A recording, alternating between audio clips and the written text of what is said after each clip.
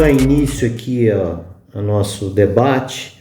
Vou ler a ementa que foi elaborada, né? Na verdade foi pensado um mini curso, mas assim, nós vamos conversando aí sobre vários temas. O mundo pós-pandemia convive com crises avassaladoras, né? Do ponto de vista do ambiente, do homem, da cultura, da política, etc. E o capitalismo não só o sistema capitalista, mas a ordem do capital. A gente vai fazer uma distinção baseada em Istvan Meszaros, uma distinção razoavelmente polêmica, né? Mas o sistema como um todo, o sistema socio-metabólico do capital, ou o sistema social de metabolismo do capital, como o capital se reproduz, né? Entra em crise e nós precisamos, como humanidade, não é, superar esse momento.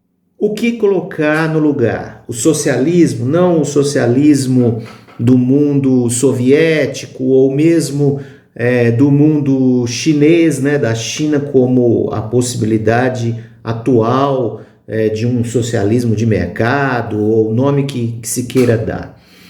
Mas a possibilidade de pensar o futuro, não é? Sem ser utopista, ou seja, com o pé no chão. Portanto, eu vou utilizar aqui uma das obras do Meszaros, que o desafio e o fardo do tempo histórico, né? Istvan Meszaros. Eu vou deixar disponível aí o link, né? A fotografia aí da obra. O capítulo 1, o título é A Tirania do Imperativo do Tempo do Capital. Sobre o tempo, exatamente o tempo do indivíduo e o tempo da história. Meszaros traça um panorama do que é o tempo do indivíduo, né? O tempo do trabalhador. Vamos pensar como que o trabalhador distribui o seu tempo. Mas esse tempo ele é controlado pelo capital, né? Então são muito poucos os indivíduos que gozam do seu tempo, né? E o sistema e o capitalismo como um todo distribui aquela ideia de que o tempo pode ser livre, né? E aí nós voltamos a Marx para reafirmar que no capitalismo, né, e na ordem sociometabólica do capital, o tempo não é livre. Para além da questão do tempo, né, como que o sistema veicula ideologicamente o que ele chama aqui da mitologia da globalização. Então, anteriormente, numa história recente, né, era comum o liberalismo falar sobre a mão invisível do mercado. E hoje o termo, né, mão invisível foi substituído pela ideia, né, do ponto de vista do capital, generosa, de ter uma globalização de todos os tipos, principalmente econômica, cultural, social, etc. E nós vamos vendo, né, ao longo desses anos muito recentes, que essa promessa também não foi cumprida. O título do capítulo 2 é muito significativo. A incontrolabilidade, a irreformabilidade e a destrutividade do capital. Eu incluo nesses três a tirania e a devastação nos dias atuais, né? Ou seja, o capital acaba com tudo, né? Com natureza, com trabalho, seja o trabalho vivo, né? Humano, etc., com o trabalho morto, com as máquinas, Enfim, Mesaros vai falar da tripla fratura interna do sistema. Né? Como é que funciona isso? O sistema do capital é caracterizado por uma tripla fratura. 1. A produção e seu controle. 2. A produção e o consumo. 3. A produção e a circulação, tanto interna como internacional, dos produtos. Ou seja, sempre que nós tivermos um sistema capitalista de produção, né, que é o sistema que pega o trabalho e entrega capital, dinheiro, para quem já tem dinheiro, para os ricos, nós vamos ter entre a produção e a circulação, ou seja, o final disso, né, que seriam os produtos na sociedade, a economia e tudo mais, nós vamos ter fraturas, né, na visão mesariana. Mesaros vai ser muito claro em relação a isso. O capital é um sistema metabólico. Essa ideia é do próprio Marx, né, quando ele vai fazer a análise da mercadoria, né, de uma unidade de mercadoria que depois se desdobra, né, na economia, nos valores de uso, no valor de uso e no valor de troca. Tá? Cada unidade, cada produto tem um valor, porque você vai exponenciar, você vai criar, né, uma série de itens a serem consumidos. Né? Pense, por exemplo, nos sapatos, nas roupas, nos alimentos, né? Tudo isso tem um valor de uso, mas tem um valor de troca que vai ser destinado ao lucro dos capitalistas.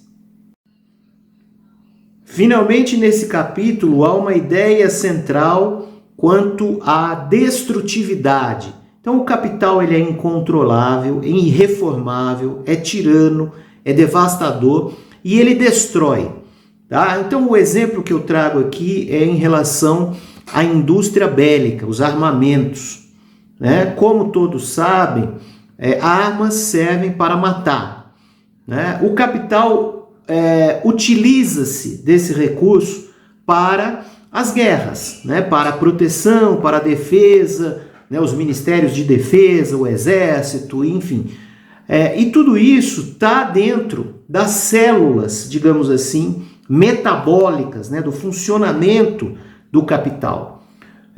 Então ele existe, seria como ter uma existência, né, para destruir e construir novamente. Né? Ou seja, você criar novas linhas de produção, devastar novas áreas para criar aí empreendimentos de edifícios, né, de vendas de produtos, seriam as áreas virgens. Então, é um sistema que destrói e constrói, né? Mas, sobretudo, ele está fadado à destruição, porque ele é incontrolável, né? Então, lá na frente, a gente vai ver quais seriam as possibilidades de controlá-lo, como que homens com livre consciência, né, poderiam e podem, na verdade, né, criar o seu sistema cooperativo, né? Mas aí a gente já não está mais falando, né, do capitalismo. Se formos aqui direto ao ponto do socialismo, teríamos que fazer algumas mediações com as formas socialistas que já foram ultrapassadas. Muitas dessas formas foram baseadas no Estado, não é? Um Estado mais inchado, etc., né? Na visão liberal, e na visão de Mesaros, um Estado insuficiente, porque ele acumulou as funções capitalistas, né? E conseguiu uma proeza que foi piorá-las. Né? Então, Mesaros vai ser muito claro em relação a isso. Né? É necessário ir além do capital. E ir além do capital significa ir além do Estado. né? O Estado necessariamente, lá naquela formação mais clássica, ele serve aos interesses da burguesia, né? Recentemente ele já é um Estado assistencialista, né? Um Estado de bolsas para todo mundo, esse tipo de coisa, na visão aí mais nacional, consumista, digamos assim, um Estado preocupado com os pobres, né? Mas do ponto de vista de fazer aí a mediação entre essa destrutividade e uma possibilidade de vida minimamente digna, né? E isso seria reformismo puro, né? Não tem como, com essa estratégia, né, sair desse estado de situação, dessa sociedade, né, limitada ao capital. Então, por isso que Mesaros vai insistir muito nessa ideia do fim do Estado, né, do Estado como algo que não consegue, né, driblar as artimanhas do capital.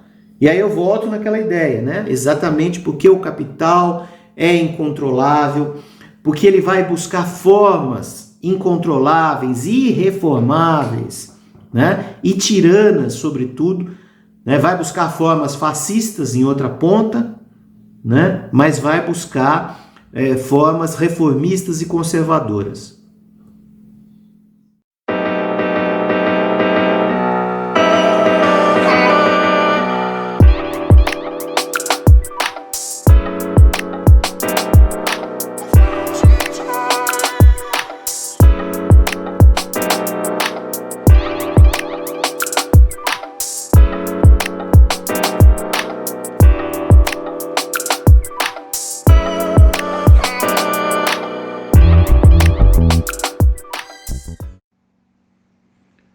Vou iniciar o capítulo 4 do livro do Istvan Mesaros, O Desafio e o Fardo do Tempo Histórico. Esse capítulo chama Socialismo ou Barbárie. O tema, obviamente, já é bastante conhecido de todos, né? E há quem diga, né, que a necessidade do socialismo é fundamental para sair da barbárie. O ponto central dessa discussão do Mesaros é que, na verdade, a barbárie é o próprio capitalismo, né? A barbárie é a ordem do capital. Então ele já inicia esse capítulo, né, com uma parte que diz assim, capital, a contradição viva, né? Então, em busca de uma igualdade substantiva, que seria a ideia do socialismo, né? A ideia da cooperação, em oposição à catástrofe, né? Ao caos do capitalismo. Ok? Então, diante dessa intenção teórica, não é? De conclamar a humanidade a pensar e a lutar efetivamente por essa via, né, de transformação, Mesaros fala em produção e controle, produção e consumo, produção e circulação, competição e monopólio, desenvolvimento e subdesenvolvimento, expansão, dominação estrutural, produção do tempo livre, entre outros temas, né? Então, todos esses temas são temas contraditórios, ou seja, na ordem do capital, nós convivemos com eles, porém, de forma pobre, né? Nós podemos aperfeiçoar várias das estruturas, né? Tanto do Estado, como fora do Estado, como nos indivíduos e nas classes sociais, para que a gente tenha efetivamente forças para sair, não é, da barbárie capitalista. E sem sair dessa barbárie, sem pensar em uma organização né, de trabalhadores, de classes médias, etc., que possam, né, projetar para o futuro uma mudança, não há como resolver nenhum problema, né? Porque o próprio capitalismo, a própria ordem do capital, né, já constitui o grande problema na vida de 99% das pessoas. Bom, diante dessa questão, nós temos o desemprego, né, que antigamente se falava em exército industrial de reserva, e depois os economistas, né, o próprio sistema, né, os donos das empresas, etc., começam a aceitar a tese do desemprego estrutural. O Mesaros vai até ser irônico nessa parte, né, como é possível pensar em trabalhadores perdendo seus empregos, desesperados, né, e se passar essa ideia de cínica, né, de desemprego estrutural, como se o desemprego fosse algo inerente ao sistema e sem nenhuma chance, né, de tirá-lo, né, de extirpá-lo. Muito bem. Nós temos também aqui uma discussão muito interessante, não é? Que tipo de socialismo, né? E a gente falou já que o Mesaros bate forte nisso, né? No socialismo para além do Estado, né? Tendo em vista as experiências socialistas, né? Principalmente a experiência da ex-União Soviética, mas não só, e tendo em vista, inclusive, a catástrofe daquilo que a gente vem falando, né, da incontrolabilidade do capital. Muito bem, então, ditas estas contradições e a questão do desemprego, né, qual seria, né, a fase de hoje? Né, se a gente pegar lá desde a época de Lenin, né, o imperialismo como fase superior do capitalismo, hoje nós viveríamos, então, uma era de profunda devastação, né? Já não dá mais para falar num império conjugado, né, entre os povos, né? Principalmente entre os donos dos poderes. Eles estão divididos, porém unidos, né? Ou seja, eles já não constituem mais, né, grandes formas de intervenção organizada, ok? Porém, em grandes oligopólios, aí sim, eles devastam o trabalho. É uma fase complicada, porque os termos que a gente acostuma a ouvir, globalização, não é? Enfim, a própria ideia do imperialismo, né, do império, etc., já não tem tanta força assim para explicar, né, as profundas contradições entre capital e trabalho. Eu vou finalizar o vídeo 1 com a ideia do filme Nada de Novo no Front. É um filme de guerra,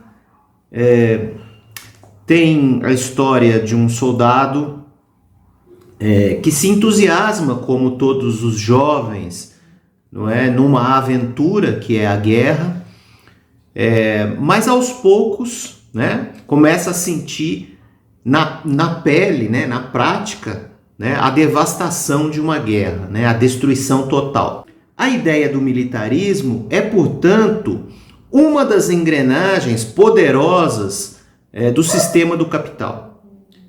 E Mesaros é bem claro sobre isso, né? Ele diz assim: em nossos dias o militarismo pesa sobre a consciência das pessoas como um pesadelo. Historicamente tratado, indústria de armas, né, recursos, dinheiro, assim, é para a expansão do capitalismo. Isso depois a gente vai retomar com a Rosa Luxemburgo. O capitalismo é um sistema de expansão, né? Então ele invade terras virgens, ele domina, não é? Ele cria riqueza para destruir aquilo que a gente vinha com esse argumento, né, da destruição e da criação e da destruição. Muito bem. Então, o Mésaros, ele finalmente aqui no pós-fácio do capítulo 4, Socialismo ou Barbárie, na verdade, o Socialismo ou Barbárie já tem um livro também, né? E aí ele reescreveu um pós-fácio só sobre esse tema, né? Então ele lembra Rosa de Luxemburgo. Bem, portanto, ele tem dois argumentos centrais aqui que eu queria passar rapidamente.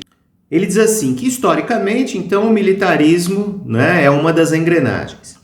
Hoje, a situação é qualitativamente diferente, por duas razões.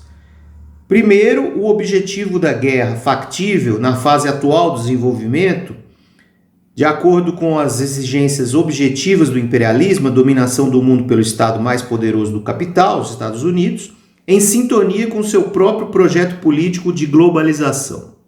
A nação norte-americana, com todos os seus problemas, né, e a vontade, né, que o dinheiro faz com que esta hegemonia permaneça. A segunda razão corrobora fortemente a primeira, pois as armas já disponíveis para travar a guerra, ou as guerras do século XXI, são capazes de exterminar não apenas o adversário, mas toda a humanidade. Pela primeira vez na história, podemos ter a ilusão de que o armamento existente é o definitivo. Não podemos ter a ilusão, né? Ou seja, é possível ainda criar novas formas de bombas e de extermínio, né, das pessoas por meio de armamentos e de guerras. Outros armamentos ainda mais letais podem aparecer amanhã ou depois da manhã. Além disso, ameaçar o uso de tais armas é agora considerado um dispositivo estatal estratégico aceitável. Veja, nós vivemos numa era pandêmica, né? Não temos a garantia nenhuma de que nos próximos anos novos vírus, novas doenças, potencialmente destrutivas das classes populares, das classes médias, virão a acontecer. Né? Nesse sentido, o reforço, né, de que é necessário ir além do capital. Né? Não basta um Estado aparelhado, é necessário os homens terem a consciência de produtores livremente organizados, uma consciência mais avançada, né, de tratamento, de cuidado com a natureza e com os outros. Eu acho que se a nossa admirável, inspiradora Rosa Luxemburgo tivesse viva, ela diria assim, talvez seja preciso fazer uma pequena inflexão, uma pequena digressão na máxima socialismo-barbárie. Por quê? Porque não é socialismo ou barbárie, é o socialismo para sair da barbárie. Nós já estamos na barbárie, não é possível uma barbárie pior do que essa. Assim, esse texto meu, Capitalismo Pandêmico, que eu estou lançando aqui, mais uma atividade também generosa da minha editora, se ela me permite chamar assim, a Boitempo, e a Ivana, né? Ela nasceu digamos, nas reflexões, porque nós nos vimos nesse período, né, num horror que a gente não imaginava que pudesse um dia viver. Eu nunca imaginei, eu estou bem mais velhinho que a maioria esmagadora que está aqui.